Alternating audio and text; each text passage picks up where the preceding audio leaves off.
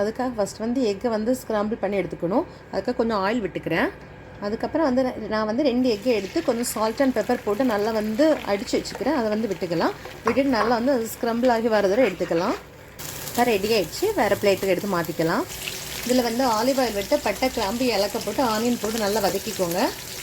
இனி 2 பச்சை மிளகாய், கேரட் போட்டு நல்லா வதக்கிக்கோங்க. கேரட் குக் ஆகணும்.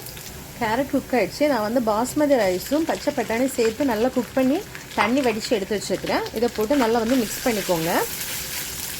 இனி வந்து நம்ம ரெடி பண்ணி வச்சுருக்கோம் எக்கு, அதை போட்டுக்கலாம். ஸோ சால்ட் வந்து உங்களுக்கு போட்டுக்கோங்க. நான் இதுவரை என்ன சால்ட்டு போடல, இனி தான் சால்ட் போட போகிறேன். கொஞ்சமாக சால்ட்டு, கொஞ்சம் வந்து பெப்பர் போட்டுக்கோங்க. நல்லா வந்து மிக்ஸ் பண்ணி விட்டுக்கலாம். இப்போ ரெடி ஆகிடுச்சு. கொஞ்சமாக வந்து கொத்தமல்லி தழை போட்டுக்கலாம். இப்போ பிள்ளைங்களுக்கு வந்து நான் கெச்சப் ஊற்றி கொடுத்துருக்கேன். நீங்கள் கேர்டு வச்சு கூட சாப்பிடலாம். பிடிச்சதுனா லைக் பண்ணி, ஷேர் பண்ணி, சப்ஸ்கிரைப் பண்ணுங்கள். தேங்க்யூ.